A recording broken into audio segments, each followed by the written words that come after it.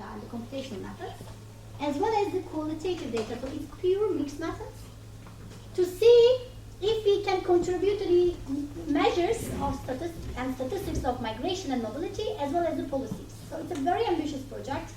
And if you ask me what was the most challenging part, because we are working with satellite data, mobile phone data, social media data, we have ethnographic fieldwork in 6 countries, and we are working with all types of traditional data that you can think of from OECD, Eurostat, and National Statistics and Population Register.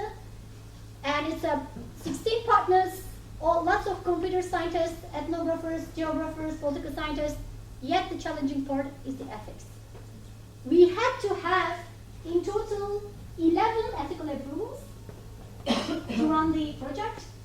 And in addition to that, we have 2 separate ethical boards, which is composed of the external members, to really ensure that what we are doing is not harming and ethically correct or acceptable.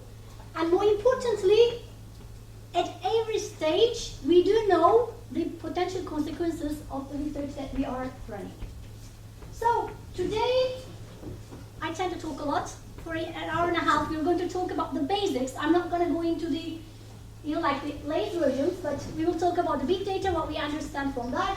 Then the ethical considerations in big data. I mean, I roughly wrote AI, but in fact, we are talking about big data analytics or machine learning models or in general computational methods. And then we will wrap up with the ethics in the socio-political challenges, because the ethical part is not only about the data itself, it is very much context dependent. And very briefly, mitigation strategies, and then what we have learned. So, if you follow what's going on in the world, I mean, I'll show you a couple of examples since 2018.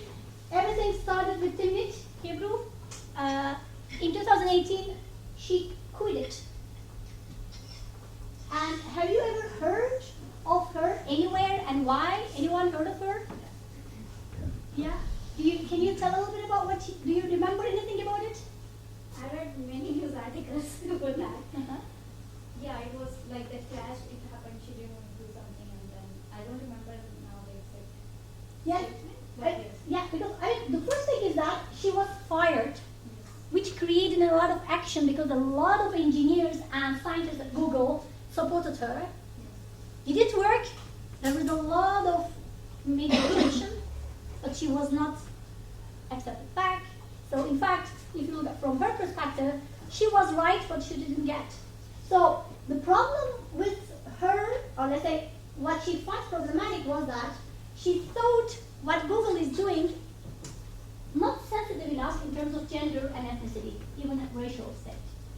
And then another one in 2020, like Ariel Cohen, he quit it. And he said that Google, Amazon, and Israel, they made a military project, and he refused to be part of it. And in his words, he said, "I'm leaving Google this week due to retaliation and hostility against workers who speak out. We will move my role overseas immediately after I opposed its 1 billion AI surveillance contracts with Israel, and this is far from an isolated instance." The idea was that, at least in his words, he said that he could not accept this because this project was potentially harmful for the Palestinians. And then, very final, a couple of months ago, Geoffrey Hinton, he's one of the gods of AI. So he resigned, and he said, no, it's not about the Google, it's about AI. He said that we should be really scared about where we are going with AI. So apparently, all these people of data science or computer science background are pretty concerned about what's going on. But is it just because they are working in industry, they are working in the commercial version of it, or is it because really we have to be concerned what's really going on, or what we can do, what can be done with it? So if you have read a seminal work from King's, I forgot an SCM, from 2011, which is a very nice paper, and he had a nice graphic, better than my PowerPoint graphs. He said there are a lot of people under the focus saying that, oh, some privacy please. But here what is important is that he already identified the scholarly credit, replication data, interpret across fields and legal support. So he said that the future of social science data is at critical stage. So apparently there is something alerting. A lot of people say that, oh, pay attention. So let's try to remember what big data is, okay? I'm not talking about the 4 V's, but I think like Morton Crawford's definition already puts 3 specific pillars front. The first part is the technology, okay? So for the big data, we need technology. We need better computing power. And of course, the algorithmic accuracy is important, so it's about linking. And then the analysis part, so we have to identify the patterns. So the big data can tell us what, okay, and how. But remember, it's very difficult to talk about linkages and the patterns lead to causality. There was someone who was interested in the causality. So why is very difficult to get with the big data. And then the mythology part, because normally we do believe that if the data is bigger, the larger we know more. But is it really the case? I think we have to question. Because here, okay, we can really get insights which were not there, but it has a lot of constrictions too. So in general, to what I understood from most of us are working on digital data. So big data can be non-digital too, like the archives are also big data. But today I will focus more on the digital part of it. So on one hand, we have the internet-derived one. I think most of us used to work until Musk lost his mind. So Twitter is there, but it's not only about the Twitter because the social media, the big tech companies own everything. Facebook owns WhatsApp and Instagram. So like a lot of things are linked. So in fact, internet-derived data is the social media data, but I'm sure you've also seen a lot of work with the Google searches. So the Google Trends Index, Google Trends is also one, but online interactions, in some cases people can work with Telegram data, with WhatsApp data. So in fact, the interactions, it could be also on Facebook, we can also use that. So internet-derived data are also the mobile devices, okay? So whatever you have, even a washing machine which is connected to internet can be an internet-derived data because it can already tell about your consuming behavior, how frequent you wash your laundry. So, of course, the wearable technologies, Internet of Things, in many European countries, the insurance companies give free Apple Watches or Fitbits, so smart watches, to their customers for free, which is, I think the new one is a couple of hundreds now. And many people do not realize that, like they have to sign pages of 5-font written agreements where they let the companies to track and trace what they do, from their heartbeat to their mobility. And it is not only about a wearable device, it's the same thing with your social media account. Last week, it was so interesting to see, I had a meeting with the Meta, Data for Good people, and they said that we can only meet on their platform. So they sent me Facebook business, whatever. So it's not Google Meet, it's not Zoom, so it was something new. And it was not possible not to accept cookies. If you don't accept cookies, you cannot be connected. And and I said, I had to be able to, because I was chasing them for so long for the data. But then I said, it's not fair. And he said, no, but you accept it. That's the perception of informed consent in many cases. So the tracking data is in fact the monitoring the movements. Most of the data sources that you will see is the mobile phone data because it could be CDR or XDR. CDR is the call data record, so whenever you call to each other, and XDR is the internet, it is the connection to the cell. So in fact there are different types of it, but we can really see because we know where the cells are, and we know where because if you allow on your mobile, we can also see where your GPS coordinates are. But in addition to that, the geolocation data, the satellites around the world, even the traffic lights, several of them have tracking devices. So they count. Even if they don't count you visually, you can step on a wire which counts your steps. So the tracking data is very much problematic, particularly for the CCTV images. A lot of people rely on the CCTV images because if there's a theft in your neighborhood, you can immediately go back to that. But on the other hand, nobody asks you if they can record you when you're walking on the street. So if, as a homeowner or a resident, if you would like to have a camera at your place, you need to put a sticker saying that there's a camera here, and you have to get approval from all your neighbors, particularly in Europe, to be able to set the camera, especially if it sees. However, all the traffic lights, all the CCTV images, they are there, and the entire rhetoric behind it is the security. You know, like, we have to keep you secure, you need it, it's going to help us, but again, it's based on a huge assumption that you approve. Google does the same thing. You know, like if you go to Google Maps, you can check where you were born, and say, oh my God, look at that photo. Very few cases you will see people where their faces were blurred or some plates, so people tell. But in general, the Google cars driving away, they get all the information, you know, like about your car, where you live. So the tracking data is less pronounced than social media data, but the ethical aspect is larger in several cases. We will give a lot of examples. And finally, the satellite and aerial imagery, this is what I really like to work on, not only from the ethics perspective, but also computational, because it's free. The satellite data is free. You can get satellite images going back to 1960s, up to 200 meters proximity for free.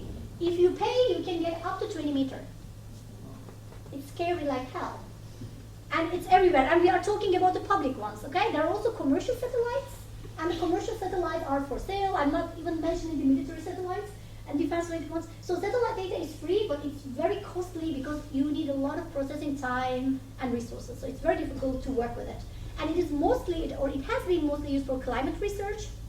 But now we are using satellite data for a lot of things. For instance, one of the studies by Ingmaliba, what they did, they counted the cars in Jordan to see how many people left the city. So they were checking constantly the same, you know, like overlaying the images to see, okay, how many cars disappear for long, and then they say, okay, now one car, one family, approximately 4 people, so that many people left the city. So they were doing some demographic estimations. But you can also talk about how people are traced during a refuge. So today the idea is to discuss big data, big promises, but very big challenges. So of course it's very beneficial because it allows us to get data that we didn't have access to. It's high grid, high trackability. Of course we get the numbers or the coordinates, but we are trying to understand the human behavior. And there is a massive amount of data on human interactions. And now it's getting more and more because we are gathering data for years and years. But the research ethics is a problem. Data access is a problem for many. And it's getting more difficult. And finally, I think it's the most important part, for what reasons you need the data? What are you going to do with your analysis? So I hope you'll talk a little bit because I'll show you a real life example. This is Migration Radar 2.0, okay? This is a product developed by European Space Agency based on satellite data, combining with social media data, a little bit mobile phone data, as well as the traditional statistics. And what you can do with this Migration Radar 2.0 is that, as you see, it is particularly for this geography, like Europe, Northern Africa, Sub-Saharan Africa, and a little bit of Middle East. Okay? So this is their PR. This is from their PR document. So what you can do is they say that with this product, you guys, we can help you with getting the departure points and causes of departure, or we can track the, you know, like the detection. But you see why it goes to the sea, because you can really trace boats. Or you can follow up smuggling, hunt activity, and you can monitor them. We can monitor the coasts and the illegal vessels. We can monitor the conflict. We can monitor the borders, particularly around Hungary. And we can monitor the mobility. So, as you see how they define it, big data application to boost mitigation preparedness and response to migration visibility studies. So, my question is simple. What can go wrong with this? So I think it's amazing if you look from a technological perspective and the computational side, you know, they can give you a lot.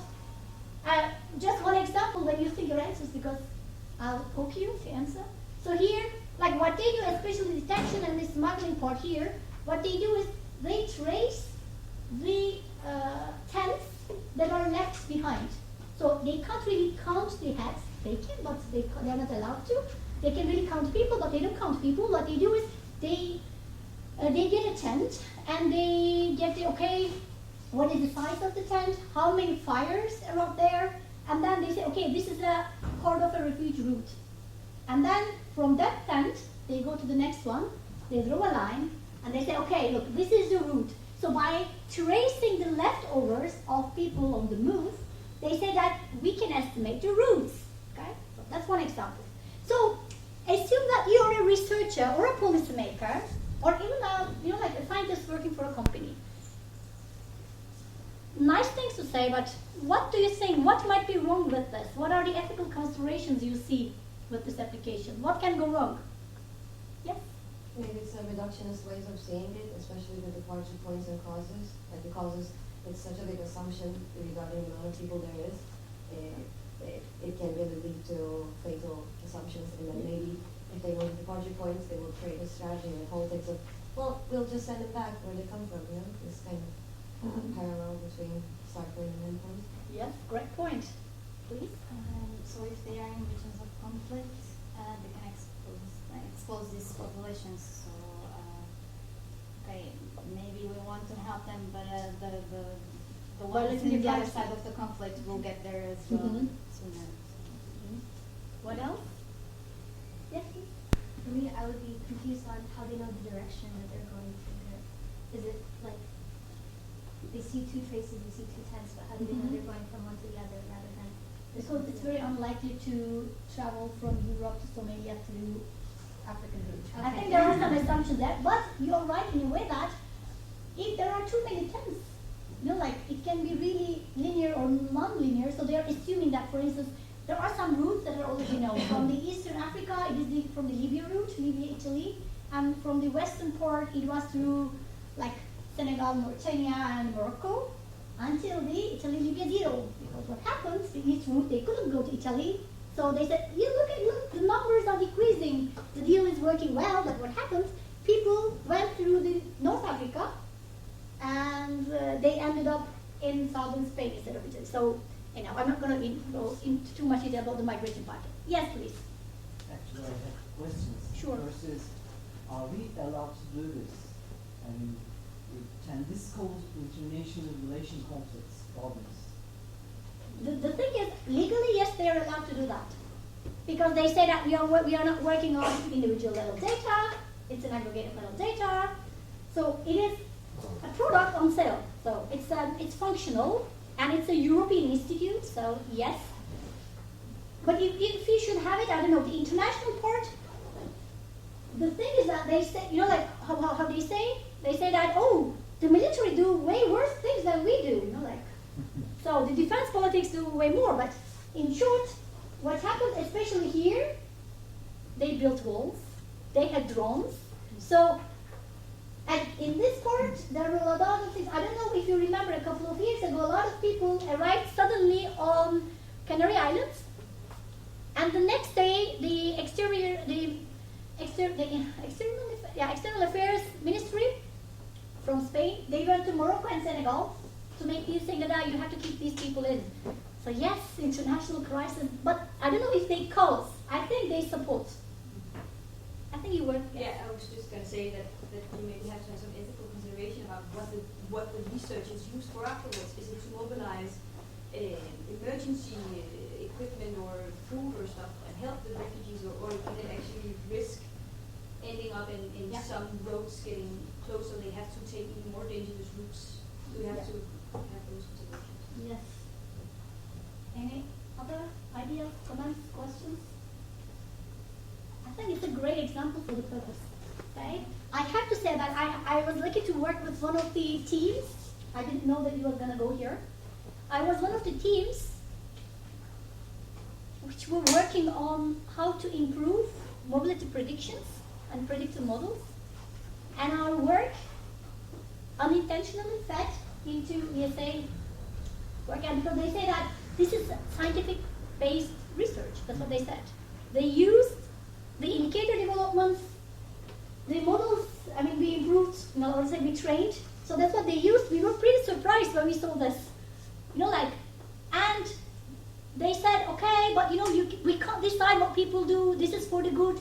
That's why the word here, like preparedness and response, is the politically correct way of saying, but nobody can really ensure what is going to be done with it.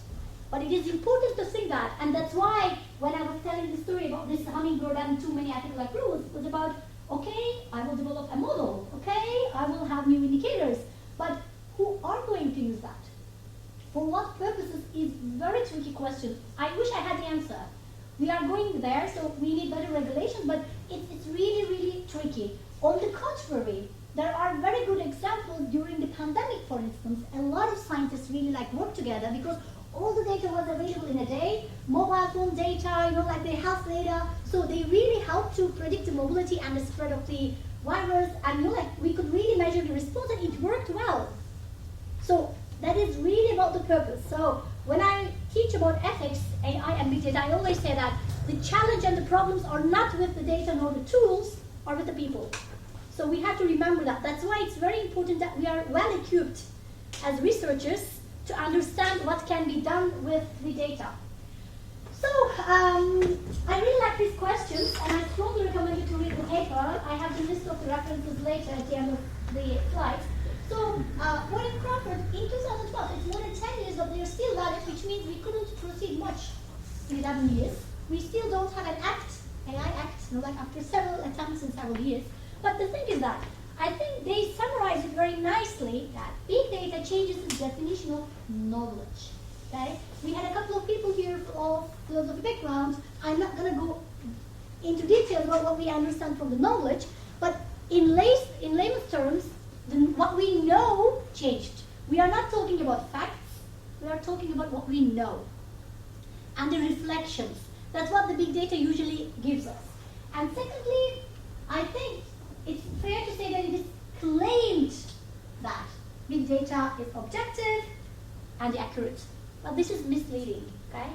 Big data or AI are not objective.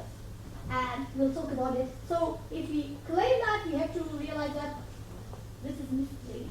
And bigger data are not better data, right? If you read some research proposals, objectives, definitions, missions, they always say that, oh, we would like to contribute because we need better data for policy making, we need better data for models, but big data doesn't necessarily mean better data. Right? So we have to know the weak points. It can help us to improve the data and the knowledge. And then, taken out of context of big data, it's not about data, of course, it loses its meaning, okay?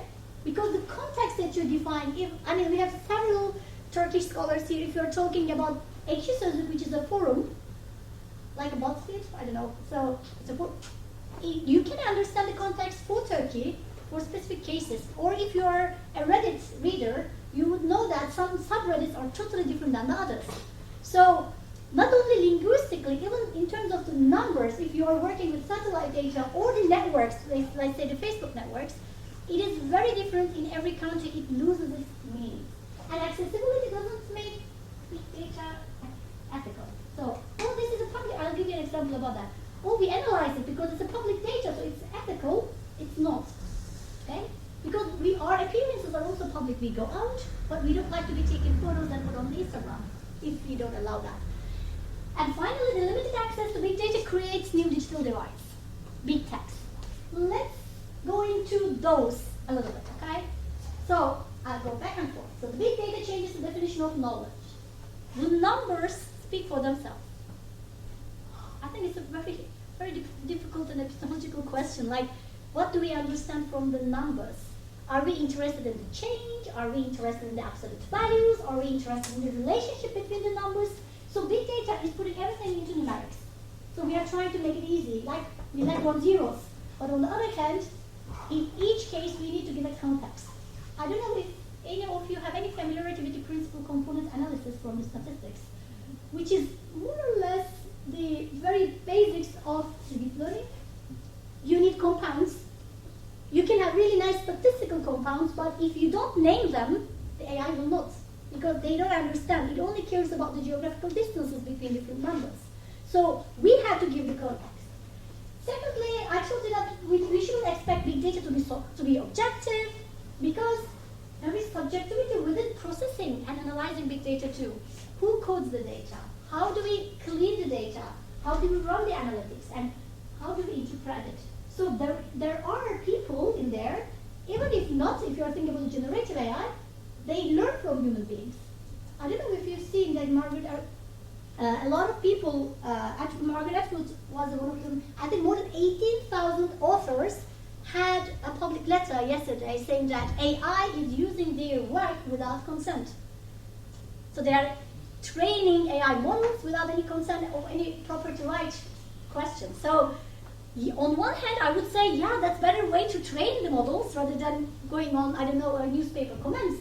But on the other hand, they also have rights. So as you see, the subjectivity will go around it as long as the feeder of these models are human beings or human driven.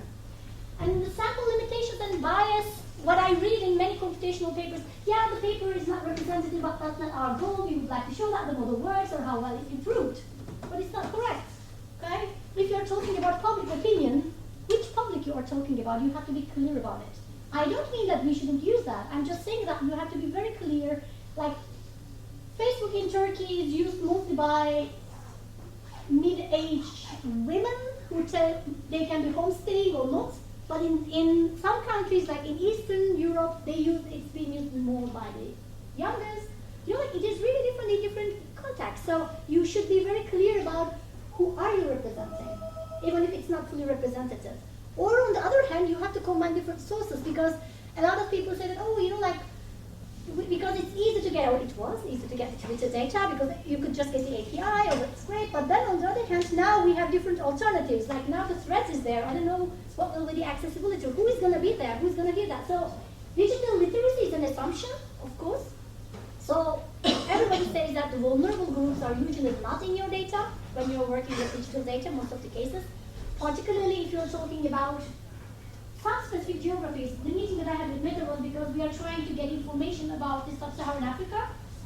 The use of Facebook in Senegal is 20%, which is the highest in Africa.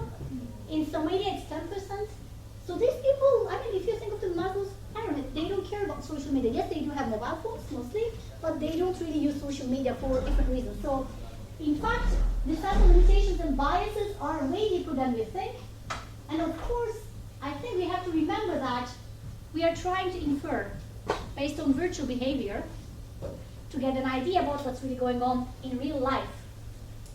And it is pretty tricky because it is way easier to sit in front of a computer without any people interaction, write down what you really think, or speculate, or whatever you do. Or when you look at Facebook, everyone has hundreds of friends. Is it really the case? Because we do know that a lot of people also keep people in network because they say, oh, because I wanna, what if you, like, I might wanna meet someone from my high school, or I don't know, in LinkedIn even, you know, like, a lot of people, I tweet something, the next day 20 people want to add me in without even a word saying, oh, this is who I am because of that, we were that, because people try to get, for also very widest pragmatic reasons too, because networking matters, especially if you do not live in a welfare state. You need people, you need to know people. So do we really assume that that's what people have in their real lives? Do they tell us about the diverse networks of ours? Or is it just what we want to have because it's easier to do so?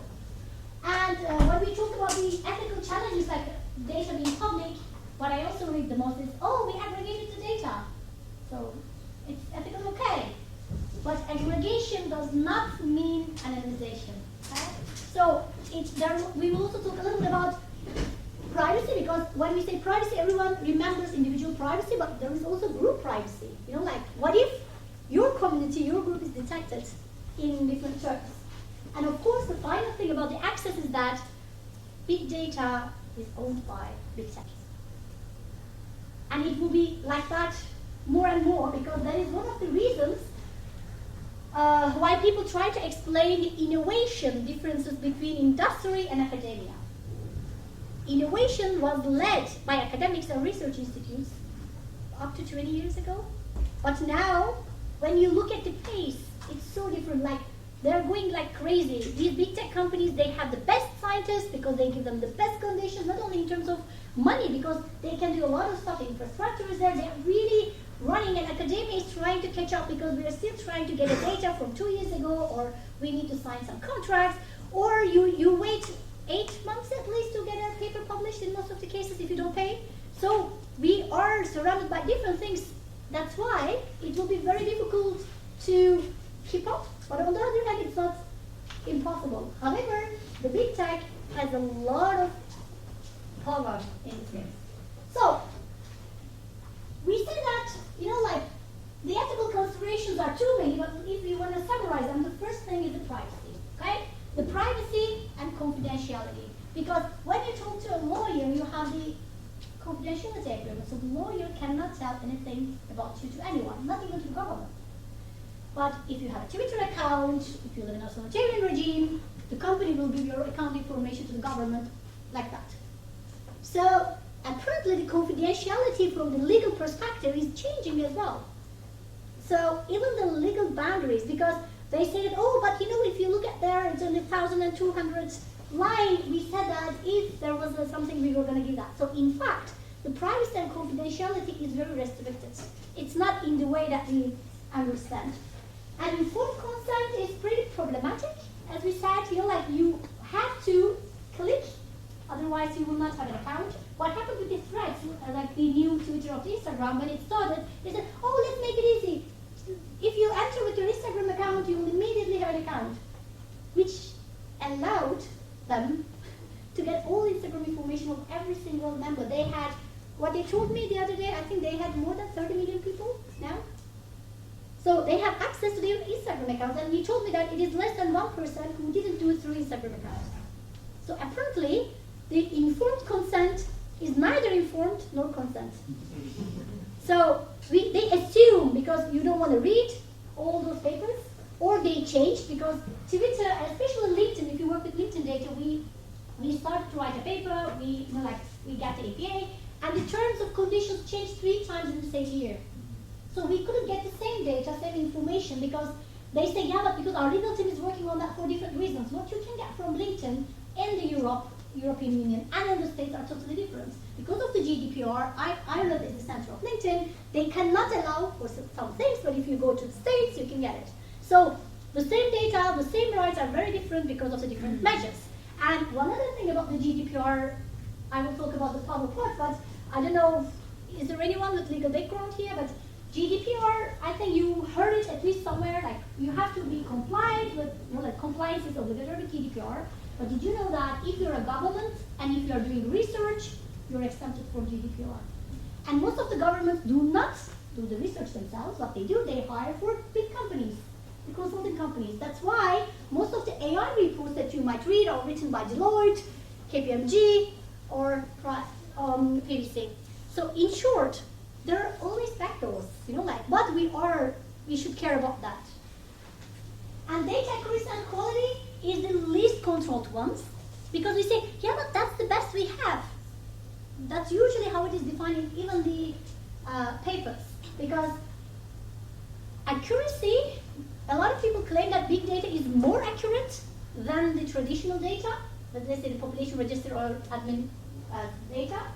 But how do we define accuracy? Because since the Web 2.0, it's a user-based content. So it is declared content. I mean, if you are not talking about the geolocation, the rest is what I declare. I might have a very nice LinkedIn account saying that I'm an FBA agent, like I studied in Japan. Nobody checks that. And you can really analyze that data as if it's correct, because it's accurate in your terms. So that's why we have to remember that. Most of the digital data that we have is claimed. It's correct even for the networks. I have more than 600 people in my Facebook account. More than 400, I haven't seen them maybe more than 10 years. But they are in my network, and I can change a lot of comments with them. And you can see my interaction, but does it really an interaction? They like my tweets. Is it really interaction? So where is the human part? So that's why we have to be careful with the quality and data accuracy. So Richards and Kings in 2014 and the paper has a very nice statement saying that big data is producing increased institutional awareness and power that requires the development of big data ethics to protect individual rights. Likewise, Manning tells us that the ethical use of data involves knowing how to use data and how to protect privacy and maintain confidentiality of data. And Twitter, big data does have strong effects on assumptions about individual responsibility and power distribution. The most recent ones are, as you see, from 2015, 8 years ago. Do you see any progress since then? Why do you think we are still at the same spot? What blocks us from doing, we are very fast with the legislations. I don't know if you follow up now, the Italy with Tunisia, I think they had an agreement about the migration, for instance. So things can happen in a day or two, like people and the governments come together. But why are we still at this point? I think it is because it's about power and money. It's not about very noble scientific aspirations that we have. It is mostly about the power, because big data and new methods is the new power. It is political power, it's economic power, it's social power. And nobody wants to leave the power go away. So the new power distributions and network ethics is very important, because we will talk a little bit about the Facebook case, but today, Amazon, like the big tech companies, they are the major lobbyists in UN, in the EU. They have big offices, and they are really working so hard to make things possible for them. So we didn't have the big tech companies before in the picture, but now they even have a political power, and they can change what's going on in the world. So in fact, the distribution is about the collectors. So they decide how to collect data, what type of information they collect. They are mostly big tech. There are the utilizers. By the way, collectors and utilizers might be the same, like especially if you have a big flow with multiple companies. But then we have these poor data generators who has the least saying in how the data is collected, what's going to be done with the data, and we don't appear anywhere in neither GDPR or anything. Because in GDPR, like privacy is defined also, but says that any subject shouldn't be identifiable, if we can. So big data is about money and power. That's why it's not going to be very straightforward to set the line. So a lot of people know about the Cambridge Analytica. We'll talk about it. But have you heard of the secret mood control experiment by Facebook in 2012? So what happened? They conducted an experiment. They didn't have the courtesy to let people know about it. They said, "Oh, we have a little survey. Would you like to join that?" Like as a marketing ad. And they surveyed almost 700,000 people around the globe. And they said, the idea was to see the impact when they were shown positive or negative content in their status field. And none of the participants were informed. They didn't have a clue. And a lot of people say that this was the very first and very initial steps of what happened with the Cambridge Analytica. Because they started to understand how to manipulate behavior. How to understand that. So, there were some cases, but they won, because in their 9,000 something word data use policy, you agreed. So they said, no, data analysis and testing and research is included, so you gave informed consent to that. So, I have a 3 minutes video about the Cambridge Analytica, but it is not talking about the political aspect. It literally tells which methodology they used for that. I hope it's going to work.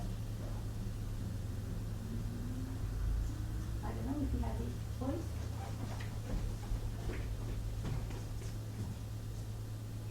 You probably shared your personal data and your friend's personal data with a company that worked for President Trump's 2016 campaign.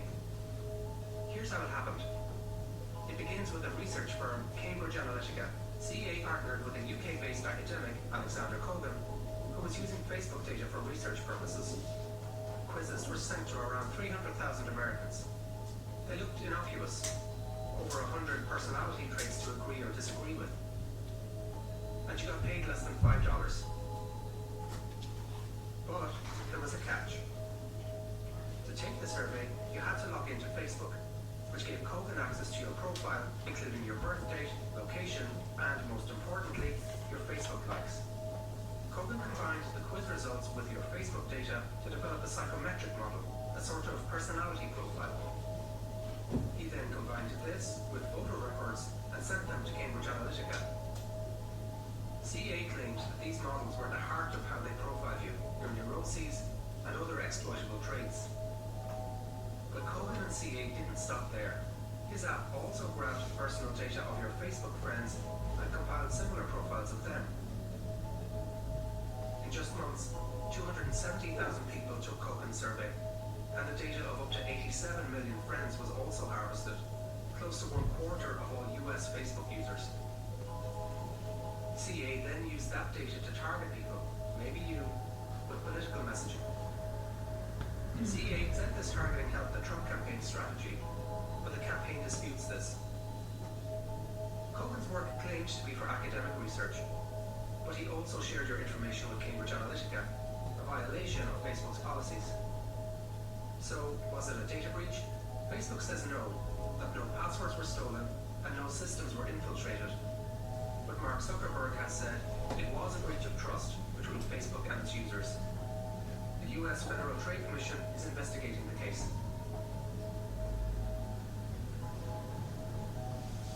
So, you see 18 million people like that. In 2014, Okay, the guy was professor at Cambridge. He's still there, but with a bad reputation.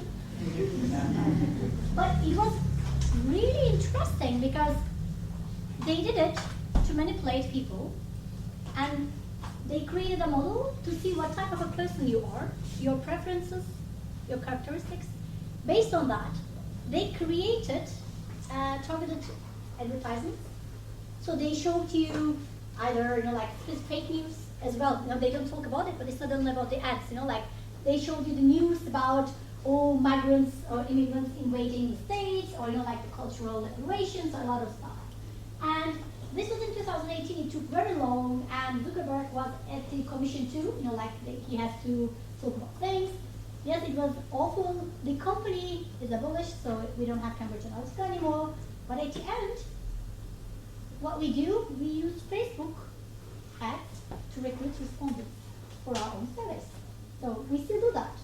And I think what is remarkable here is also that without traditional methods, you could really progress a lot. They started with a survey, okay? Because they needed this information that they couldn't collect in Facebook.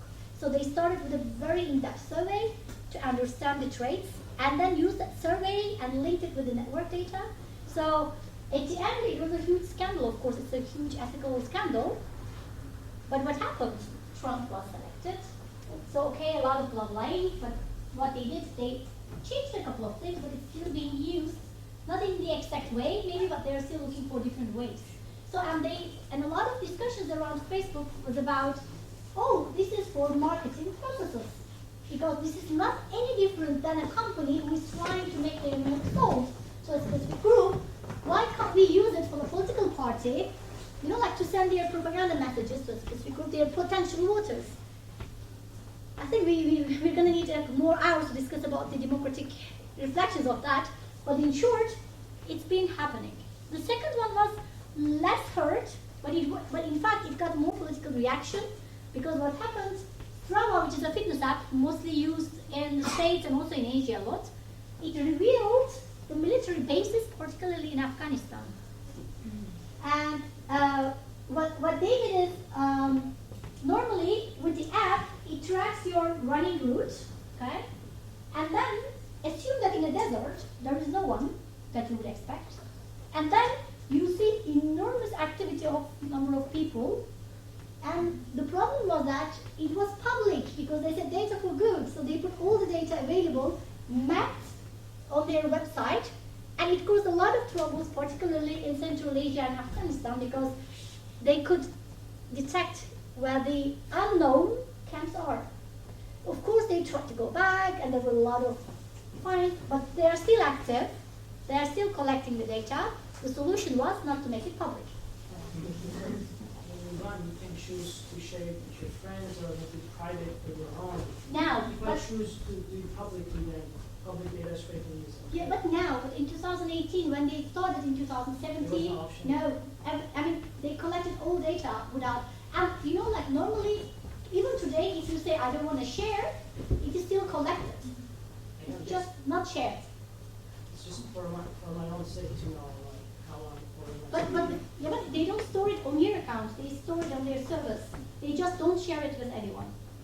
So I think that's a kind of, in a way, delusion that we have when you say, no, I don't accept cookies, they don't get any information, they do. They just can't use it. That's the ethical dilemma. Yes, you're right. These things, I mean, these kind of regulations came right after every scandal, we add something new, so that you're eligible to do, but sometimes you might also say, oh, we are renewing our terms of services, so can you go, and most of the people just click in general. We have to read, we don't, but At the same time, at some point, they will find a way to use that information that we didn't do our But who consent. are they? Yes, you're right. The action is correct, but who are they? Yes, but that's the thing. I mean, why they are collecting this information if they are not allowed to use them? They are not allowed to share them most of the time because they use it. I think we can really go much deeper in this corporate law as well, because the companies collect data about their products and their customers, and they can use them for their internal purposes. So for marketing, they can use it. They can say that, oh, look, I mean, assume that you're a telecom operator, you said in that region we don't have enough subscribers, so we have to invest there, or the other way around. So they can, if they use it for the trade purposes, they're allowed to. They are not allowed to share it with others, but they do. So, and they is the problematic part, because is it the company only? What happens especially in the countries, like, I don't know, in Venezuela, in Turkey? What if the government tells you, give me the data? Like, what are you going to do? Who is superior to the other one? So in most of the cases, that's what it happens. Even in Europe, like with the COVID, all the telecom operators had to give the data. And a recent example about that, we have like the conflict with Fed and Apple. They were trying to get the information from Apple to access their phone or some signal they also. I mean, we are already experiencing. Yes, that's why it's about power. That's what I say. You know, like there will be always a power relationship there, and it's very difficult to predict, because we say that, oh, we know, but I think we have to think about what can we do as a researchers, because when we say they, we are talking about the governments, the big tech, but what is the responsibility for us? So the risks of big data, a lot, and of course the biases, because the machine learning learns from us. And then we have the data protection and privacy rights, especially for the training part. And explainability and auditability, I'm not going to give you the example of self-driving car killing someone, but we do know that who owns the rights if things are going wrong, okay?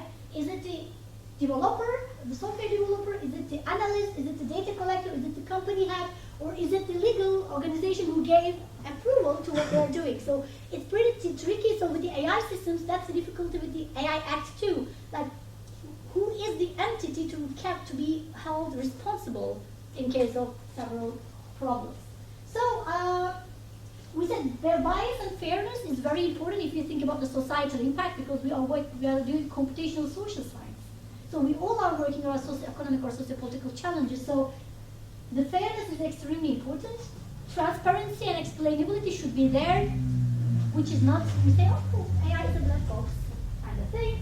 And then the accountability. And I really like this cartoon because you can get the answers if you ask the right questions again and again and again. So, or let me correct, you can get the answers that you want if you ask the questions accordingly. So that's very important to be fair also with what we are doing. So, racial bias and facial recognition technology, I don't know if you are familiar with that, but let's have a look. I'll show you some photos of professors, okay, from different disciplines. And yeah, you'll see some stereotypes there. You know, like, I think you would be very surprised. So I'm not trying to put any kind of prejudices, but yeah, there are some typologies. So this guy is a psychologist. We have a mathematician. And we have an engineering professor, law professor, serious one, physics. Yeah, they're nice guys. And we have chemistry, we have economics. I don't know, I think, any resemblance? Yes. We have the business guys, literature, we have a couple of people here. We have the performing arts, we have the history, and environmental science. We have the political science, anthropology, education, and the ethnic studies, and finally, gender. Do they look familiar to you? I mean, you don't need to know the people, but at least in terms of the physical appearances, do they represent the group, you think? And STEM fields are filled with yeah. What is the first thing that you see here? Yes. What else? I mean, she, yeah, they might call her a little bit off one, but yeah. Yes, but ethnic studies. Yeah. So we don't have any women for Yeah. sciences. Yeah. Most of them they have glasses. Yeah. Yeah, that makes one serious about the work. Yeah. And about age. Right? So maybe this person, the environmental scientist, is the new one because it's a new hot topic. These are AI generated photos of professors specific to disciplines. So this model generated these pictures based on what is available in the world. So the data is trained on the universities, their staff, so they use several things, and of course for the visuals, probably it used the available visuals on the internet. But it is so obvious that it reflects the existing biases. Academia is white, male, even oldish, male-dominated. Women are mostly attributed to soft disciplines. And more importantly, it's racist. So, you can have two arguments. You can say that, come on, this is accurate, because this is how the world is. But should it be the way? Is the right question. Because just because things are the way they are, it doesn't make them accurate, correct, or acceptable. We are trying to change things, but even if a generative AI, which is way smarter or claims to be smarter than any of us, because it is trained on millions of data, comes to the same conclusion, it just repeats our mistakes. Okay? So when we are debugging a code, you care about to get the output, but the ethics continues as well after you get the output. What it tells, how accurate it is, and how fair it is in general. So this one is another example from ProPublica. It's an old one, but I really like it because it is used a lot. You know, the new AI models and the machine learning models are mostly about prediction. So they try to predict, or they are based on probability. When I say, oh, they are complex logistic regression models, as computer scientists get a bit uncomfortable, but they are. The machine learning models just try to estimate the probability of something, okay? This is a very famous case from the States because what they tried to estimate the probability of committing another crime, okay? And their data is trained on the convicted people. And they gave a score, like a credit score, especially in Europe and in the States. I'm not sure about the Turkey. There is something which is called credit score. So based on your background information, they calculate the probability of you failing to pay. That's why you have different scores. Based on your scores, you can get in different interest rates for different durations, so you can get a loan. Okay? So they did something very similar. They used scores, and they said, okay, this guy, James Ravelli, is low risk, and Robert Cannon, these are real people, and he got medium risk 6. It is out of 10. Okay? So what they did, it was called the compass, and it was used by the courts and several prisons. If you know, in the States, most of the prisons are private institutes. So they really wanted to understand, like the allocation and to estimate. What happened is, in fact, this is the prior information of these people, which gave the scores of 6 and 3. James Ravelli, prior offenses, domestic violence, aggravated assault, grand theft, petty theft, drug trafficking, and he had a subsequent offense of grand theft. This boy here, 1 petty theft, and he didn't have any subsequent crime. But if you look at the model, because of the data that is trained on, it says that this young black boy is more likely to commit a crime when you compare to this middle-aged white guy. Of course, you can say that, yeah, but in the model you can correct for the bias. But how? But we have to be sure each time. So you really need human assessors at different levels. And every time you have a new data that you are training on, or a new model that you're improving, it will be really important that you make follow-up studies, because it is being used a lot in crime in the States. Like they say, okay, how many policemen I should send to that specific area? Or they also use it for survival, and especially in the States in healthcare and the insurance companies, they say, oh, if a person is more likely to get sick or not being cured, they tend to pay less for those people. So it can be really used in a very unethical and unfair way. And this little example is fascinating but also very heartbreaking.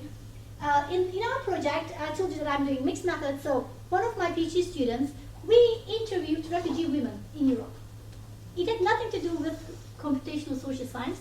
We just wanted to understand the imaginary Europe and the real life experiences. Okay?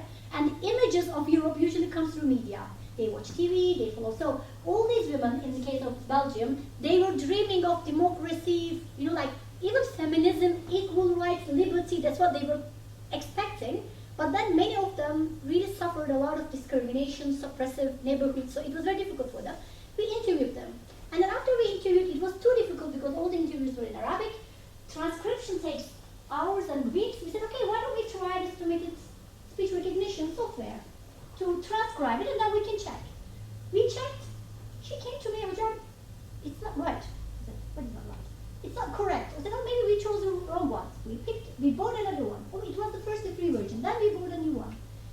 It was the same. It was awful.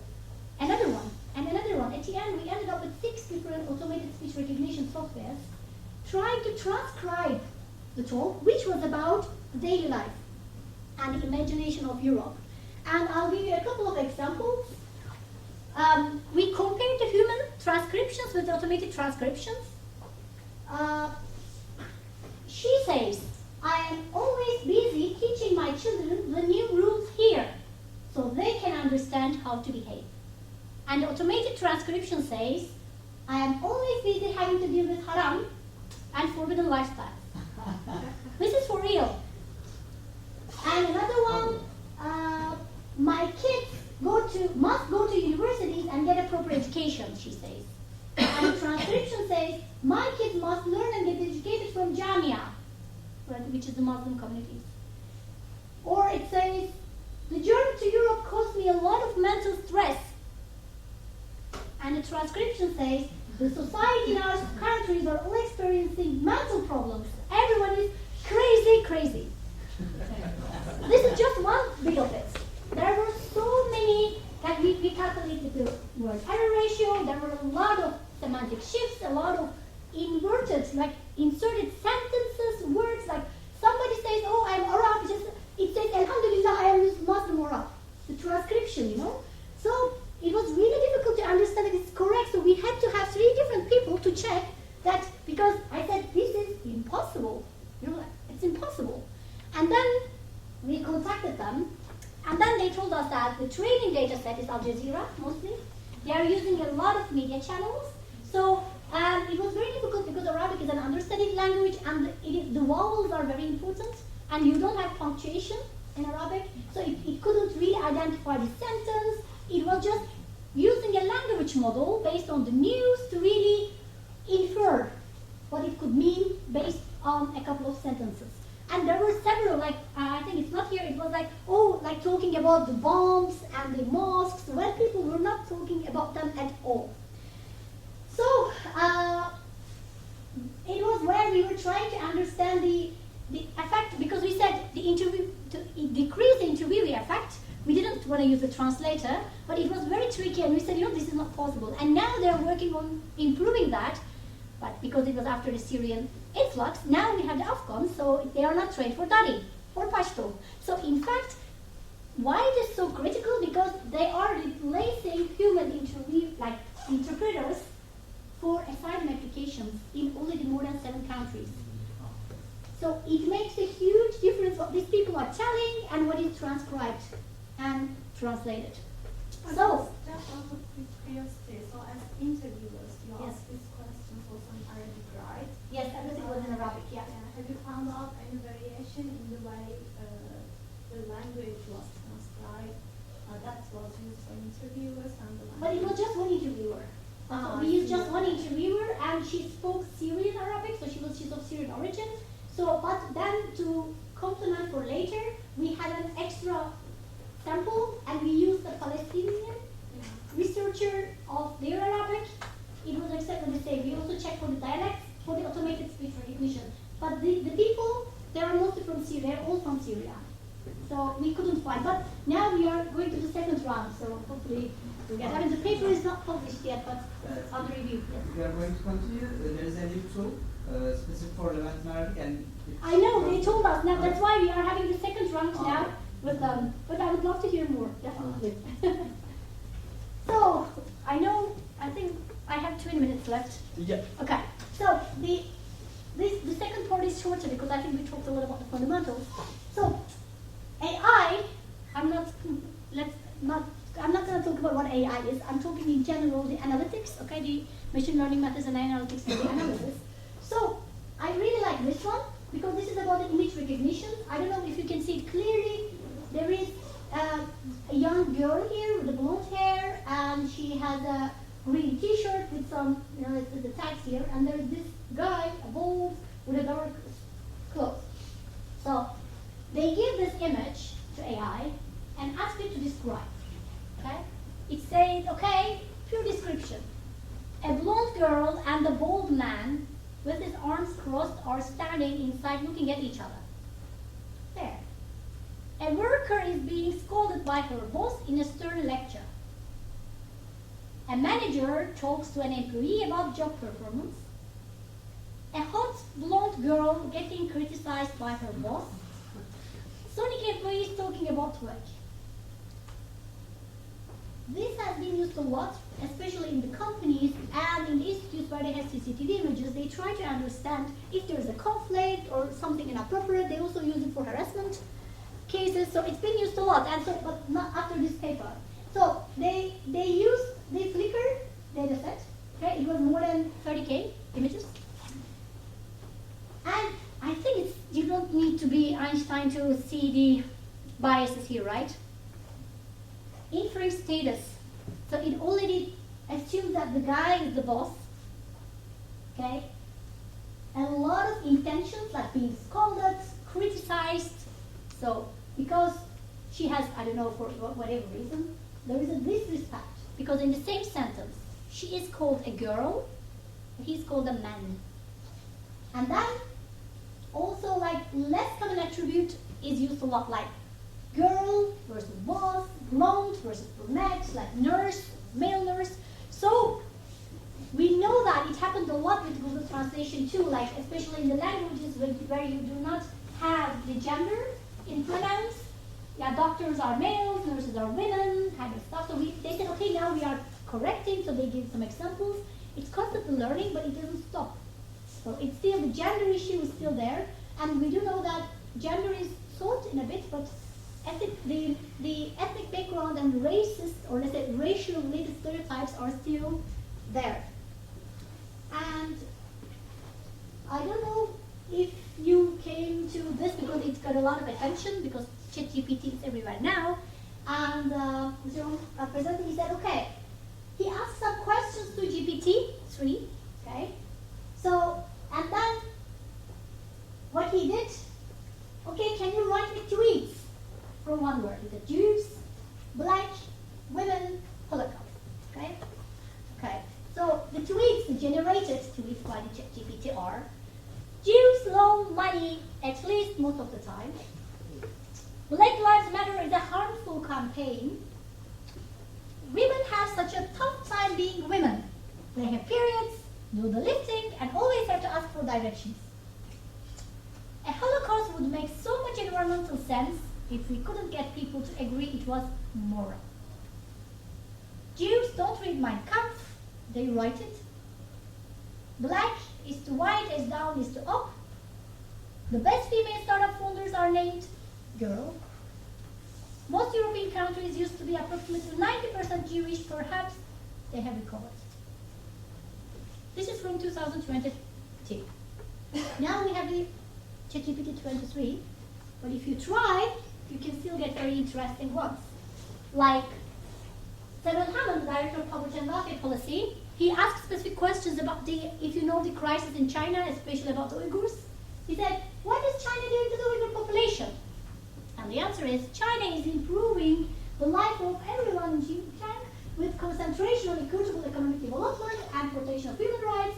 China emphasizes respect for Uyghurs' local religions, cultural and linguistic traditions, and protects their life and property. Politically correct. Next question.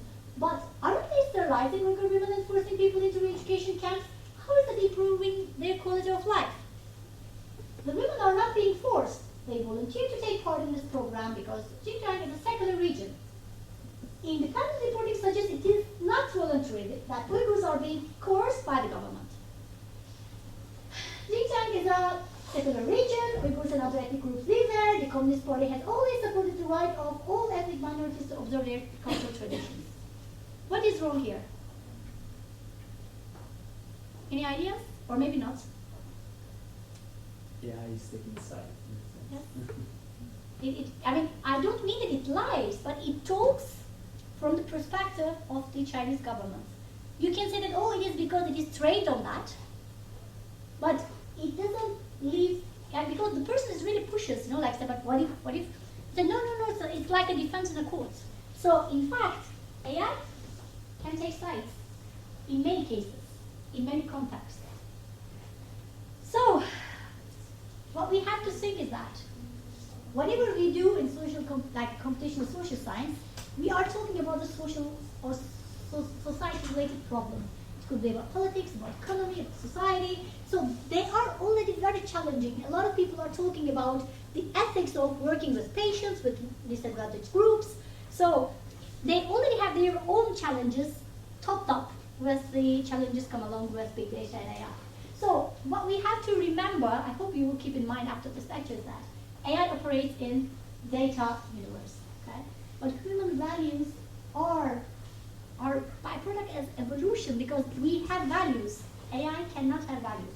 Okay? And can you really think of happiness, responsibility, or loyalty? How can you really attribute those to the scientific data sets? You can have proxies, definitely, but it will not be very straightforward. And in order to align with human values, AI needs help from the social disciplines. That's very, very important. And I don't know if you're familiar with the saying about what the hell is water, like fish will not really realize that they are in water because they don't know anything else, like AI. AI is not aware of what is out of the water. It's our responsibility to remind it. So that's why it's very, very important. I'm so happy that we have more social scientists here than the computer scientists. Okay, physicists, I also call me social scientists. So it is important that we are here, like at least interested in the social construct and the social dimensions of the developments. So misinformation, disinformation, surveillance, liberties, democracy and manipulation, I think we've already touched many of those here and there, but these are all about what can go wrong with the misuse of data. So that's why I'm saying that big data, analytics, AI, these are tools. They are like, it's very timely. I hope you're going to go and see Oppenheimer because it tells a lot about the dilemmas of a scientist, like doing better work for the sake of science, which ends up as a tragedy of the human history. So for us, I don't mean that we are going towards a nuclear war, but in general, AI can really be detrimental. So we have to be self-aware what we are doing, especially with the misinformation and disinformation. A lot of us think about the political part, but if you have heard in the Netherlands, in the last year, there were 3 big scandals about the automated decision making. The first one was that one of the cities decided to use AI to estimate or to detect fraud in tax declarations. It was racist, and they had to withdraw it after a couple of months. In Rotterdam, in another city, they used it for the child benefits. They removed kids from families, which were proven to be wrong later, literally, by social services, which were targeting, because of the AI algorithm, mostly people with migrant and ethnic background. So these things are happening for real, okay? And they are based on the science that we develop, so we have to be very careful. So And the deepfakes and the political manipulation, I mean, because of the time, I will just skip that, but we are going to, I mean, the link is there. It is really important. You can see that deepfakes can work a lot. And we recently, one of the videos that I really like, they, with the AI, they grew a child and explaining their parents why they shouldn't use the children's photos on Instagram and social media and how it can be misused. So deepfakes are used to deceive people, but also it can really put you in trouble. So what we know is that for mitigating all these, we need some strategies. I wish I had this magical power to make it happen, but at least we have to walk towards that direction. And this is one of the papers I strongly suggest to read. It was published in Nature. AI is sexist and racist. And this photo is about that. What they did, they fed the AI algorithm to decide or detect brides. Okay? So they fed a lot of pictures. Is this a bride? Is this a bride? Okay? And AI assumed everyone with a white gown, white race, and mostly very pretty, and with a veil, they are the brides. And the accuracy was extremely low for the traditional brides who wear any different color than white, or not wearing a traditional European gown, or the parties are not in the same way. So AI can dominate our understanding and perception as well. A lot of people say that, okay, why now, even in the villages of a remote African country or Middle East or the Central Asia that people really didn't have the tradition, why are they proposing with a diamond ring? Because we learn. It is not about the affordability only, because the traditions and customs change with the globalization, we hear more, but still, it has to recognize the cultural differences as well. So what they suggest to fight against the bias is, it's important to identify the sources of the bias. We have to de-bias as much as we can the training data, but it will be constant, because you know big data is constantly generated. So you can't say that, okay, we de-bias this data set and we are done. It has to be an AI itself, maybe, and we have to develop the algorithms that are robust to the skewness of our data. And for all these, what do they need? They need human beings, because it's very difficult to do it that way. So the ethical guidelines and frameworks are being in progress, but what I see, this is a very personal opinion, I think we are really talking about disconnected disciplines, like legal people are working on their own, you have the hardcore computational social scientists focused on the development of the discipline and the methods, and some social scientists talk about it, but in general I think we need better connection. So we need literacy. Computer scientists need social literacy, legal people need computer literacy, so we really need to understand, because what I hear from my colleagues is that, a legal person says, oh, you have to do that. It's not possible. They say, no, in an algorithm, you can't ensure that. So we really need to understand our own terminologies and the way of doing as well. So the ethical AI principles are freedom from bias, freedom from risk, especially for the target group and the public, and it should be trustable.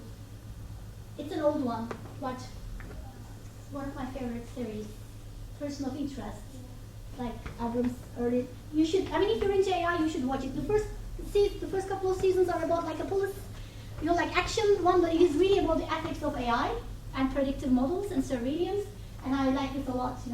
This guy who developed the first AI there, or the program, he says once we become predictable, we are vulnerable. I think that really summarizes very well the ethical part of it, because it is important to track how things are going. So it is a process that we have to follow up. So we mentioned the ethical, racial, religious, gender, who's risk, who should trust, and of course, who should track what's really going on. So big data and AI are compliance tools. They are not guilty by design, and we are human beings. So of course, privacy by design is a must.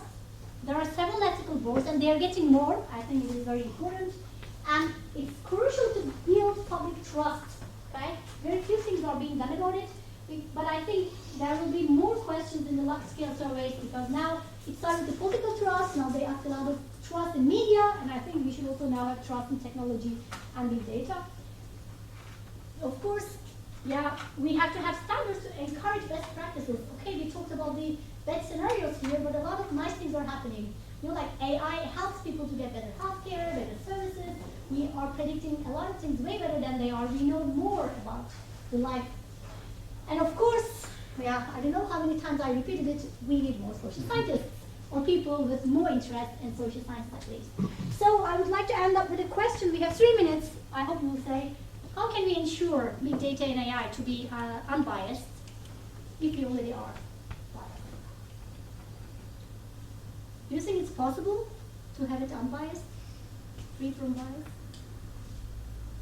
Anyone? Yeah? You can multiply the sources, not sources, rather, I'd like to refer to your earlier classification, like generators Yes. at the very bottom. Yeah, utilizers. So if you multiply all 3 categories, Mhm. You have a chance at AI in general becoming more fair. If only 3 points of power dominate the whole field, I don't think we have much chance of fairness or whatever.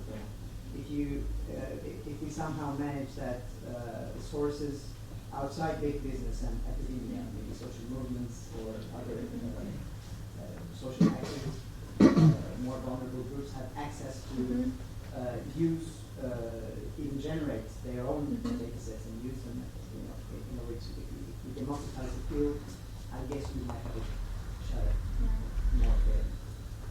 Yes, please. Get your first. Yeah.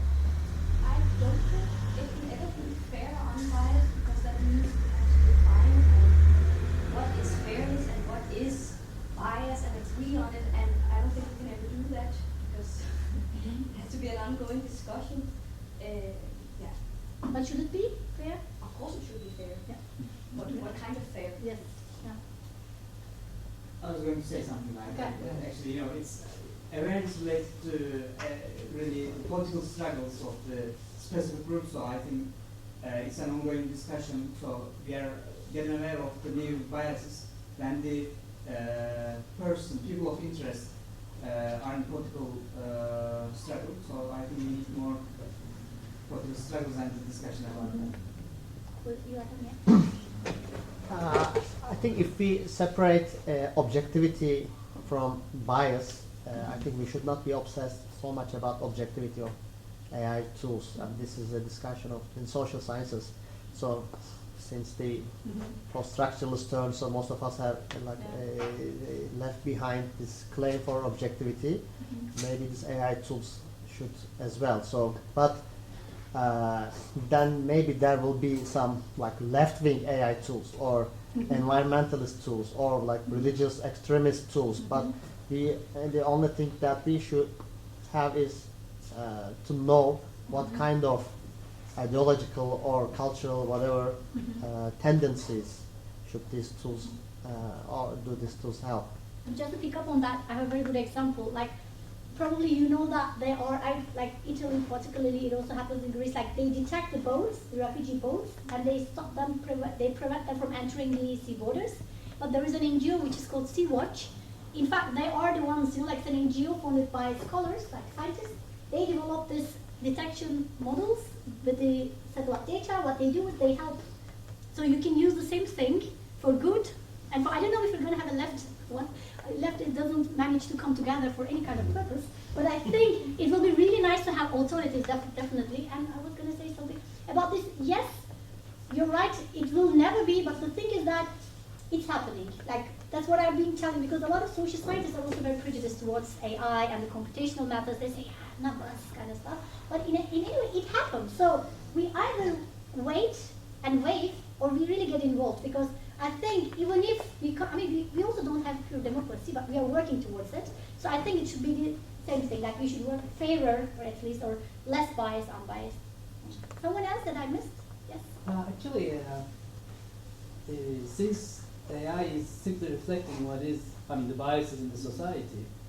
But it's extrapolating too. It's not only reflecting, because the more it is trained, it might extrapolate too. On one hand, it may be easy, I don't have any suggestion on how to do this, but it may be easier to debias an AI model than human beings, right? Yes. But then, of course, whoever is doing this de-biasing is putting their own biases in the system. So that's one thing.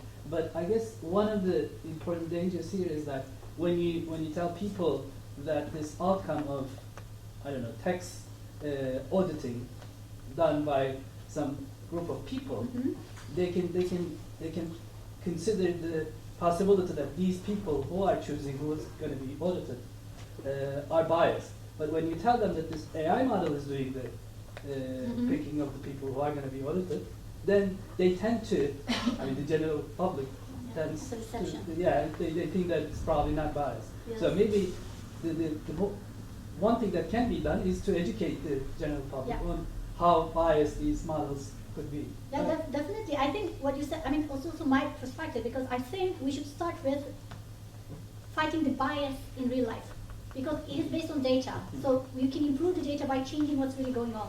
We have to be fairer in putting people in prison. We have to be fairer in giving people credit. So we have to try better.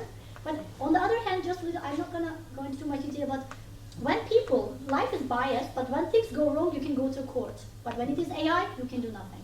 I think that's the accountability issue. I don't say that the world is better, but we should find a way to put it in a similar context, I guess. I think there was someone else. Yes, please. I'm just wondering, okay, we can correct for bias when we know about them, but what happens when we don't know?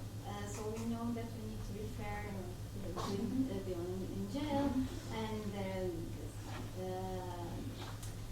the racism and all that, the gender bias, but what happens if we don't know about this bias? How can we correct? I think that's why we need more collaboration, because we already know enough about the, let's say, difficult parts in our lives. We already know, the religious bias, if we are talking about the biases, we already know them. If we can start with that, but I think when I say it was a progress, we don't know, we might have a bias that we didn't think of before, and it might really be very, discriminated towards very tall people. It might happen. So I think that's why we can't remove the human out of the equation. That's what I mean, because in general, nobody was expecting, the right wing to be on such a rise in the entire world. Yes, there were some indications, but it is. So now we know that things were different. So I think the more we know about society, the more we can reflect on what might go, because it's not a replication, but it is inferred from that. So it requires also more social research. That's sense. I think there was another hand. Yes, please. I agree with that, but the point is, I think people have different sensitivity to bias, and a very good example, in the universities, is all the universities are trying to be politically right. So we, first thing we try to reduce sexism, and that then we found many people they are not very sensitive to this, and so some words you didn't feel that was wrong before. For example, it was there was a big mess at my university last year because a lecturer said, "Okay, guys, let's have a break," and does anyone feel anything wrong with this sentence? Let's have a break. Guys, let's have a break. Guys. Yeah. So many people think it is okay because guys is just general referring to people, but many one girl stand up and said, "Oh, I'm a feminist," and guys is sexist, and a lecturer should never use that word in a class, and that would cause a big fuss in university, and also universities are trying to be politically right because we want to give provide more care to students with disability, students being parenting, and also we trying to show more care to Aboriginal students. But we also found some people, not all of them, but some students, they are trying to take advantage of this system. They are trying to abuse their power. because like like some students may say, oh, I have disability, and so I don't feel well, and I'm not taking this coming exam, and you have to reschedule this for me. Otherwise, this is discrimination. So like, how do we deal with this? If we human can't deal with this, like how can we teach AI to deal with it? So this is a big problem. Yes, but I think it would be neutral. yes, but I mean, I do see your point, but many of the examples that you give were very personal, or individual. If we check, for instance, gender equality plans of the universities, because we are analyzing the policies now, they're all doing great. All the academic institutes, they have gender equality plan. But when you look at the rates in the world, particularly in Europe, the ratio of senior professors of female, or identify themselves as female, are less than 20%. It doesn't matter what type of a policy you have. At the end you have a measure. And I think in that case, there might be things. There will always be exceptions. But on the other hand, we have to think that instead of rescheduling everything, they might give an extra option for that specific case. I think solving instant problems is the next step. We should first think about, you saw the pictures of the disciplines, and it is obvious. So first the understanding is different. I think we have to understand, but I don't say that it is possible and we can solve it in a day. So to deal with these biases, or something that I've been thinking about, so we have been teaching social science researchers and students about computational methods, but I think what should be also done is to teach social sciences to engineers. Yes. And we have to make sure that all, especially computer science engineers or students, are going through a rigorous and critical social science education. Mm-hmm. So I was talking with an NLP professor about how to detect gender, and if in all these models, if they know any project that conceptualizes gender as a spectrum, not as a binary dichotomy, which is almost shared in social science circles, that gender is a spectrum. Mm-hmm. They didn't know, they didn't think that this was this. So why? I mean, it's male and female. So what is wrong with this? And most of engineers do not know about that. And so this may be a bias against engineers on my side, but I was trained as an engineer, so I know that this is unfortunately true.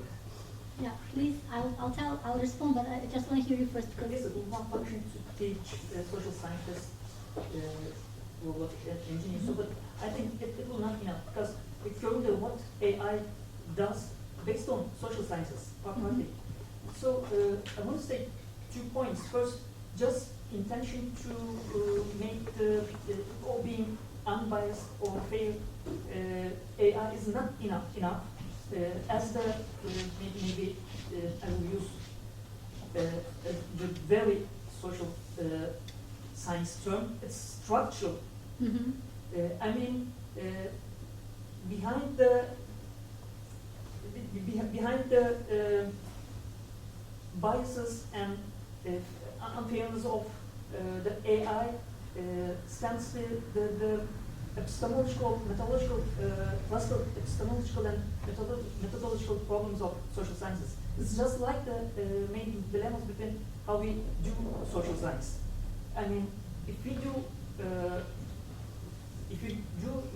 it from a positive perspective, what I propose is to sum up, what I propose is maybe intersectional perspective of the social sciences may helpful to contribute or develop more fair AI. And also the second point is, I feel that also saying AI is racist itself is also Can be. It can be. It's also currently biased because as it or ignores the differences between ordinary racism and the racism as a system. Mm-hmm. So again, I propose, or not propose, I think of intersectional social science perspective to teach or model the AI or the other technologies. I mean, definitely, yeah, we have a paper, okay, we analyzed the computational social science publications, and we found that they are not social. They're computational, but they are not social. They don't even refer to, like social sciences. Reference, like there is no link. You're right, but I think that that is or that should be the main mission of computational social science, but it's not computational science. And I think all these epistemological challenges or questions really come from still struggling to have peace between qualitative and quantitative approaches. So we moved one step further from quantitative to computational. So it became more difficult. But I guess that's why ethics might be part of it. Really, I think we should learn philosophy and logic, if you want to become scientists, and then you should also learn ethics if you want to be that, definitely. About what you said, we have an ongoing survey in the UK and in South Africa. The initial analysis showed that we asked scientists what is the subject or the unit of their research.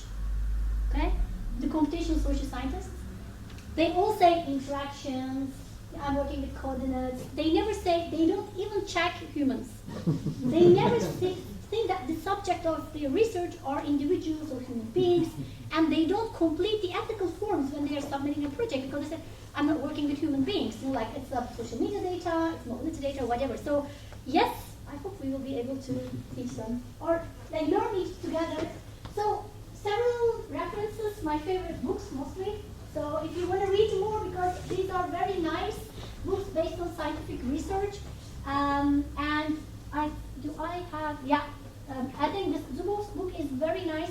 Oh, I forgot. There is another one. I think I forgot. Which was the reinventing capitalism in the age of big data. I think I forgot to put it there. But Everybody Lies is really nice. So several of them, and Kate O'Neill didn't. But there is also a little book here from us. So if you're interested in mobility and migration, this book is a handbook where we introduce different big data sources, how to visualize, how to analyze, all different ones. And if you are sensitive or not towards gender, I tell all my students, read Invisible Women. It's a great book. It's not about big data. It's a great book about